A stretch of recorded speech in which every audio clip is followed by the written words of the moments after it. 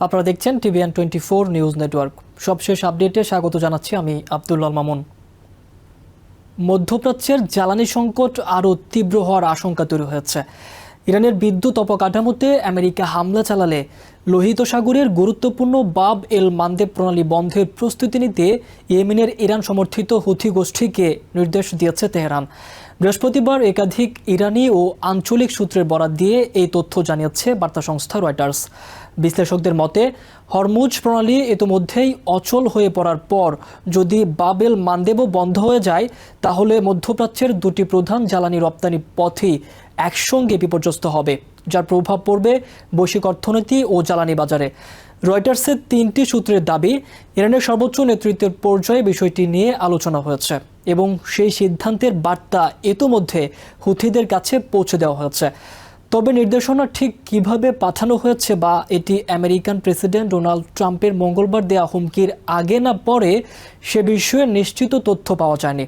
Trump মঙ্গলবার ইরানের বিদ্যুৎ অবকাঠামো লক্ষ্য করে হামলার হুমকি দিয়েছিলেন। এদিকে হুথিদের ঘনিষ্ঠ একটি সূত্র জানিয়েছে গোষ্ঠীটি ইতিমধ্যে সামরিক প্রস্তুতি সম্পন্ন করেছে। ইয়েমেনের হুদেইদা উপকূল, এডেন উপসাগর এবং বাবেল মান্দেব প্রণালীর আশপাশে ক্ষেপণাস্ত্র ও ড্রোন মোতায়েন করা হয়েছে। এখন শুধু চূড়ান্ত নির্দেশের অপেক্ষা। একই সূত্রের দাবি, ইয়েমেনে এরই মধ্যে অবস্থান করেছেন ইরানের ইসলামিক রেভলিউশনারি গার্ড কর্পস বা IRGC প্রতিনিধিরা। তারা নির্ধারণ করবেন কখন এই বাবেল মান্দেবে জাহাজ চলাচল বন্ধ করা হবে। বর্তমান সংঘাতের কেন্দ্রবিন্দুতে রয়েছে বিশ্বের 2 গুরুত্বপূর্ণ সমুদ্রপথ।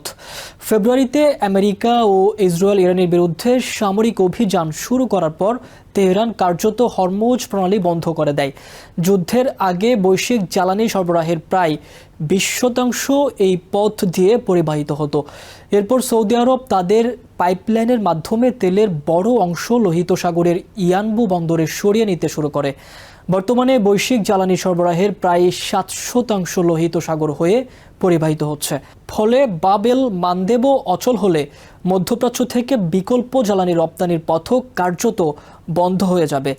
এই আশঙ্কা আরও বেড়েছে কারণ সোমবার 4 বছরের যুদ্ধবিরতি ভেঙে সৌদি আরবে ক্ষেপণাস্ত্র হামলা চালায় হুথিরা।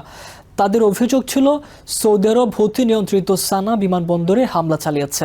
বিশ্লেষকদের মতে এই হামলা শুধু সৌদি হুথি সংঘাতের পুনরুত্থান নয়, বরং ইরানের আঞ্চলিক কৌশলের সঙ্গেও সরাসরি সম্পর্কিত। ঝুঁকি বিশ্লেষণ প্রতিষ্ঠান ভেরিস্ক ম্যাপলক্রফটের মধ্যপ্রাচ্য বিষয়ক প্রধান বিশ্লেষক টর বর্জন সলভেড বলেছেন, হুথি ও সৌদি আরবের মধ্যে নতুন করে সংঘাত শুরু হওয়া অত্যন্ত উদ্বেগজনক।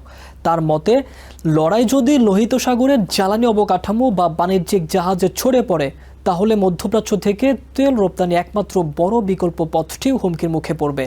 রিয়াদের ঘনিষ্ঠ 2টি আঞ্চলিক সূত্র জানিয়েছে সৌদি আরব ইরান ও হুথিদের এই হুমকিকে অত্যন্ত গুরুত্বের সঙ্গে দেখছে।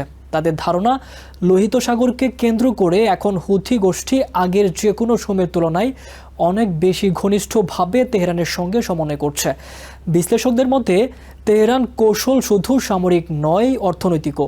একটি আঞ্চলিক সূত্রের ভাষায় ইরান বৈশ্বিক অর্থনীতির সম্ভাব্য ক্ষতির ঝুঁকি বাড়িয়ে ওয়াশিংটনের উপর চাপ সৃষ্টি করতে চায়। কারণ হরমুজ ও বাব এল মান্দেব এই 2টি পথ একসঙ্গে অচল হলে শুধু তেলের দামই নয়, সার, ভোগ্যপণ্য ও আন্তর্জাতিক নৌ পরিবহন ব্যয়ও নতুন করে বেড়ে যেতে পারে।